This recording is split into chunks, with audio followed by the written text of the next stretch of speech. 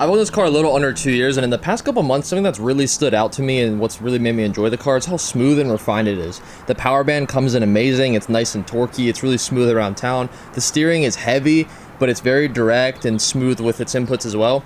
There's only one thing I don't really feel the same about when driving this car, and that's going to be this shifter. Now, this isn't the factory shifter. This is actually a Garagistic Supreme short shifter, and no direct hate to Garagistic. I'm sure it's a fine shifter, and it honestly worked good. It's never given me real problems.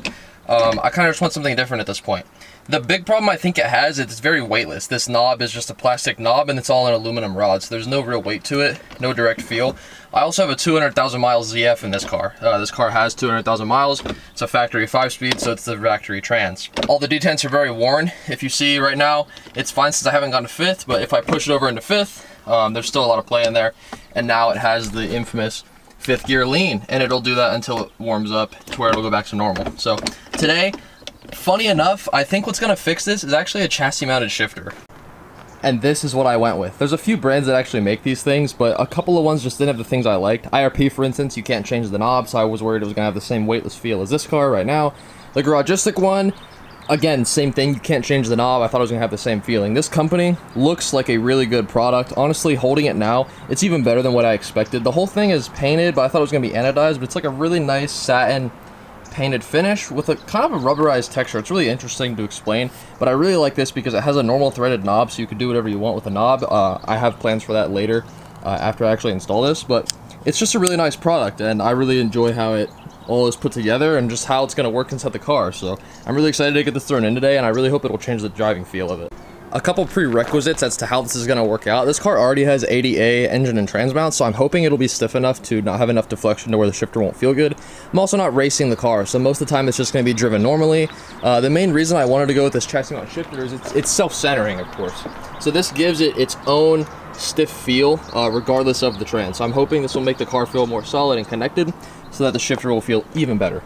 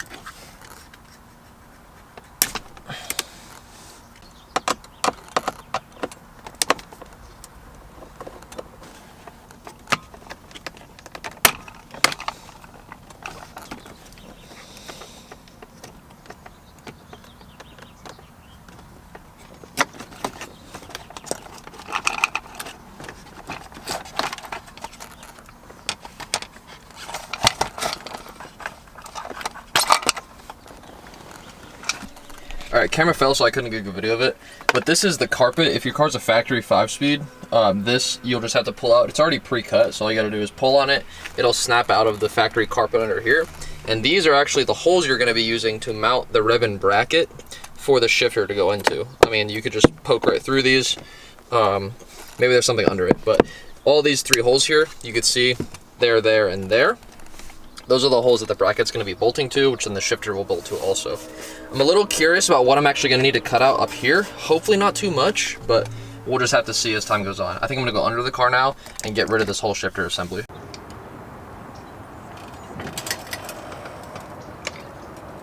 Alright, under the car, there's pretty much no space, and I'm not gonna bother filming it because I'm gonna be annoyed enough without worrying about the camera. So all you have to do is take off the rear selector rod, the front pin, or the bitch pin as people call it, in the trans, that'll pretty much hold the selector rod, and then the rear bushing to drop the whole like shift carrier, and then that's it. You just need to delete all that stuff because the chassis mount will take place of all that stuff.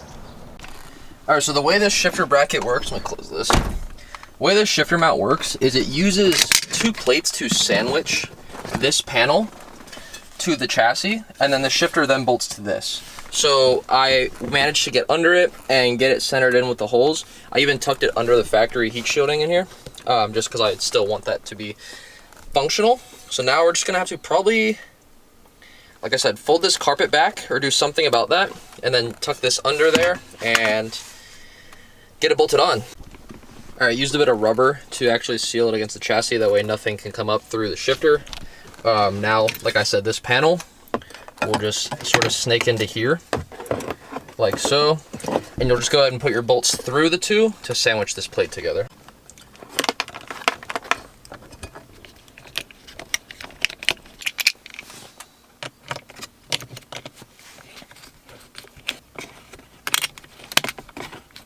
So this is where some more modification comes in. The shifter is not going to fit with this being here, or at least being stock. So I think I'm going to go ahead and try and pull this stuff out real quick. It shouldn't be too difficult.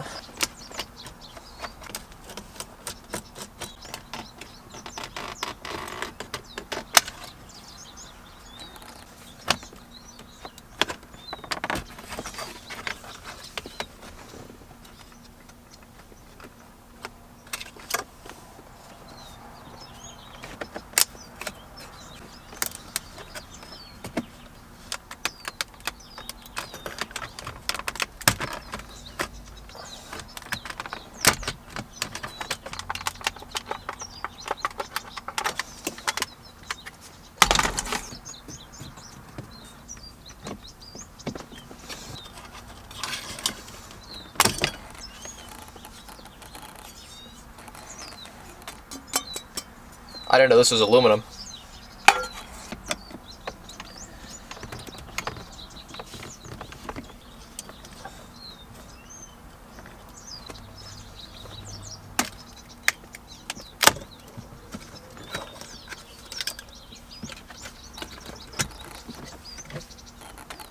Alright, now with pretty much everything in right here, we're at the big moment of actually slotting our shifter down.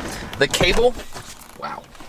The cable does hit this back HVAC part pretty hard, but it's able to move around, and the reverse lockout still works totally fine, so I don't think it'll be an issue. I did some crude modification to get this to fit, but we're gonna go ahead and slide this in now and get this all figured out.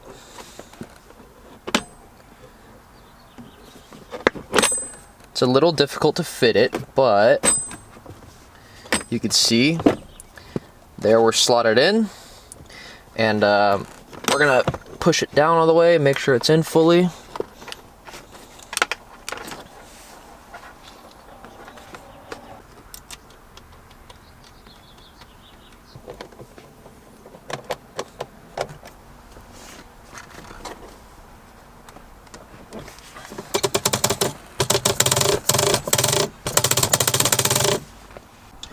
Alright, well, I went under the car, got the selector rod hooked up. Now it's actually fully functional, and I think I'm gonna go ahead and bolt it down and get it finalized now, because it's pretty much there. I think I got it where I like it. It's actually centered pretty well, like front to back, so the shifter is standing upright while in neutral, which is nice. So we'll go ahead and bolt this guy down.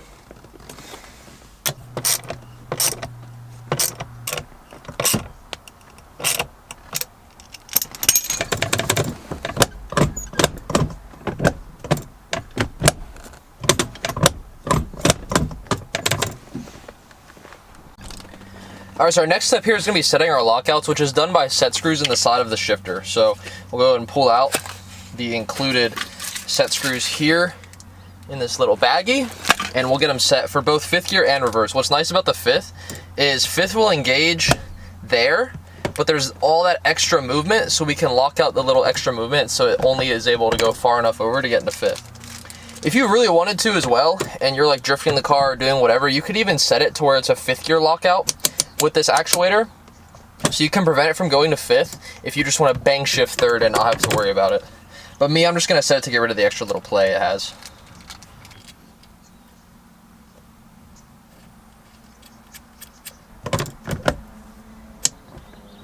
So there's our 5th gear set. So now it'll only go over as far enough to let it in and no farther. So we'll just go and lock it down on top, and that's this one done.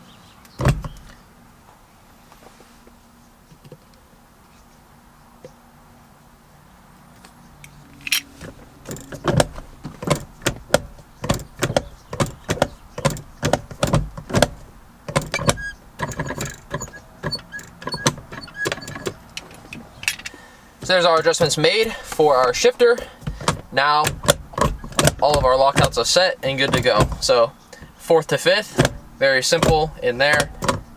1st, same situation. So if we're going like a 3 to 2, you can pull it all the way over to you and then down, and you know it'll be in 2nd gear because it can't go any farther over unless you obviously pull up. Then you can go over into reverse there. The car is actually on the ground already, and I'm done under it, so I think I'm gonna drive it. I'm really excited to actually feel this.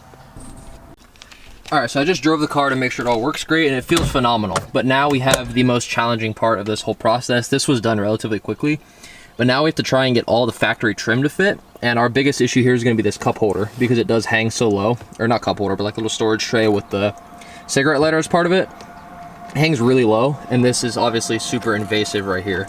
We'll have to trim the top cover panel a little bit, but the boot will luckily cover up most of this, so it won't need to be that trimmed. But just this top half will need to be, and like I said, that whole cup holder section is going to have to get trimmed a lot. So this is going to be the most time consuming and annoying part, just to get it right, since this is what's visible. None of this is visible, it just has to work solid, and it definitely does.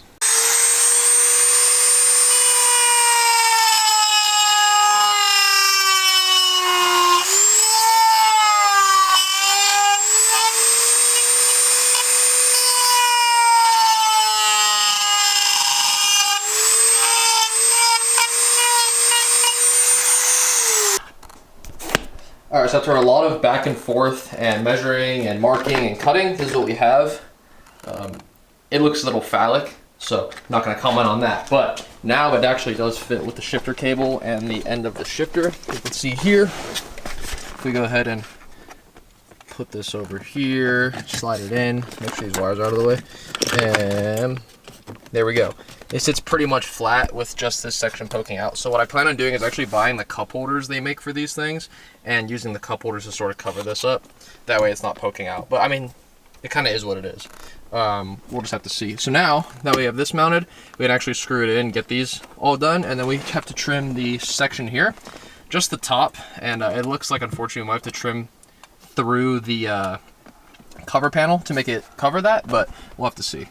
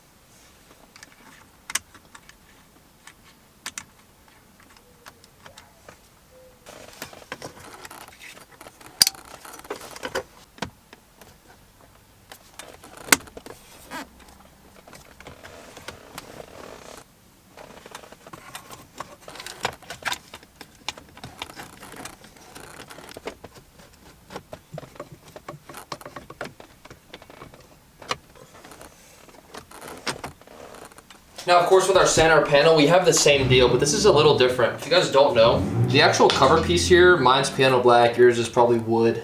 This actually comes off of the actual skeleton here. So what I'm gonna do is kind of split it a little bit, because this is just double-sided taped, because it's actually swapped. This originally was a wood skeleton, but now it has the black plastic on it. So I'm just gonna separate it like this, cut out all this section, and then we can try and trim as little of the actual trim as possible. That way we're not damaging this piece, because I like the black plastic. I really want something else, but this is going to do for now. So we're just gonna try and trim as little as possible and get it looking clean from the outside.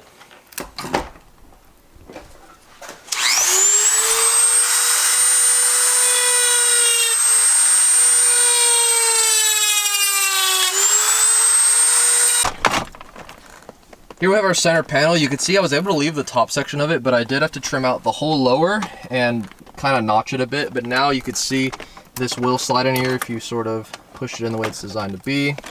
Clip it in, and there you go. That fits right around the shifter perfectly, just enough space to actually go under there. So now I have to trim the boot where it clips in at the front. I've already marked that as well, so I'm gonna go ahead and trim that, and then the boot should be able to fit over it. And then most of this you won't see.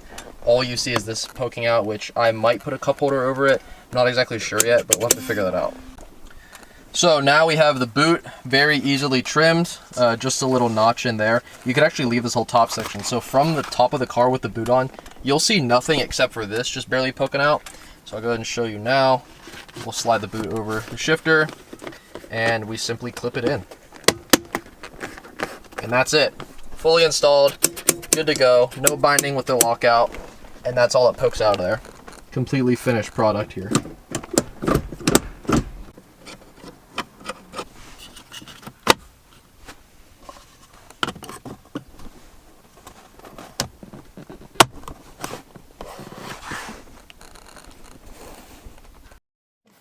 Went ahead and cut the stock insulation foam in here to sort of dampen up some noise or heat or whatever this does. It's here from the factory, so I'd rather keep it in there.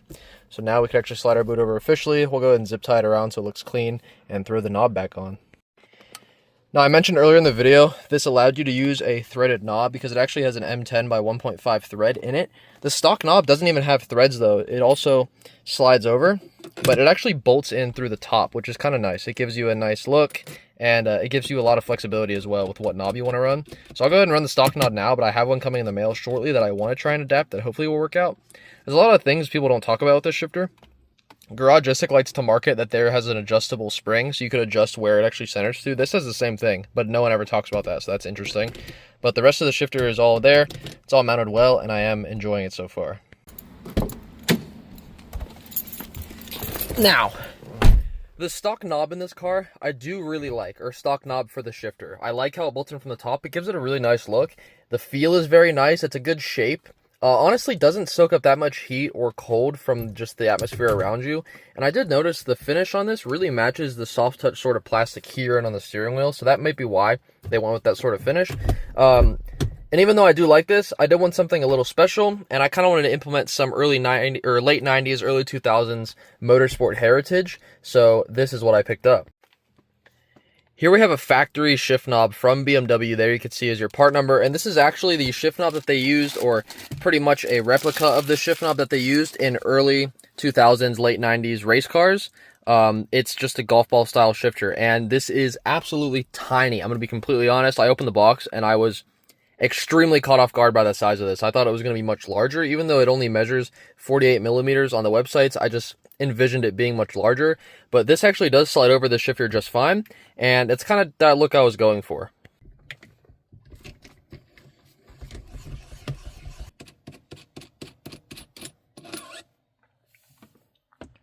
So if you take a look inside of this knob, it's not actually threaded because it's designed to go over the slot shifters that BMW has, but it is pretty much the right size. So if you slide it down, it'll slide right down onto it, and there's actually a little plastic section in the top that is a little smaller, so you can physically thread this on a little bit and get it to tighten onto the shifter itself, actually, and it matches perfectly the end of the threads there. Your lockout obviously will still work, and all that's still functional, and there we have our BMW Motorsports Heritage implemented into the car. I'm not sure if I really love it just yet. I kind of just wanted to do it because I thought it was cool, and obviously I don't think it's been done, but I like it.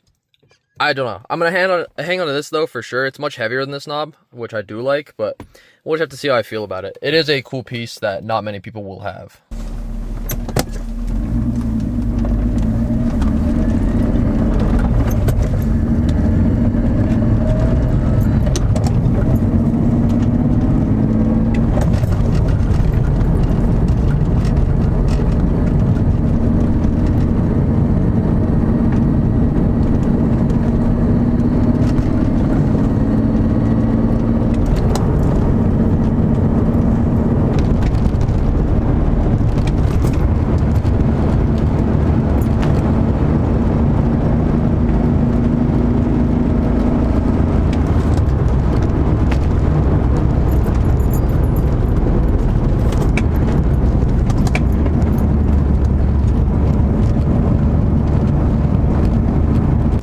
I think we should go ahead and get to closing out this video with some final thoughts. Thankfully, this shifter had exactly the effect I was planning on it having, and it made the car feel much more solid and connected and just a better driving experience. It is more effort to shift the car, I guess, because it is a short shifter, but that was never really my problem. My main problem was just the fact that I had so much play and it felt so loose and just not great.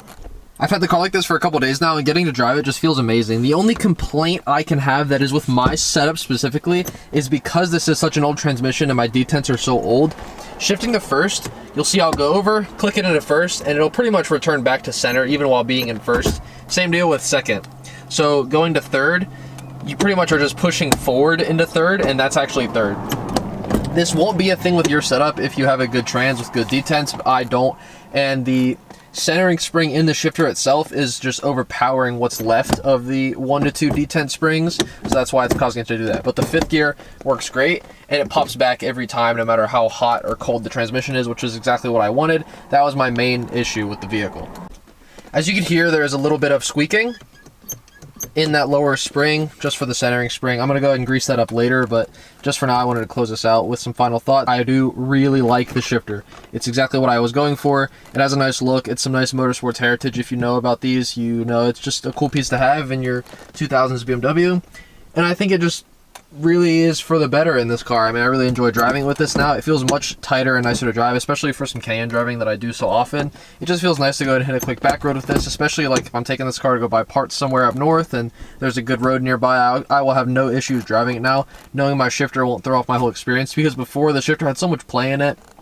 Or if the trans was cold, shifting from second to third, if it was cold, it would lurch itself over into fifth. So a lot of times I'd go second to fifth on accident, and then I'd be sitting there struggling trying to find third just because it was pulling itself over so far when the transmission was cold. So now this is a big improvement for my car, and I'm just really happy to have it.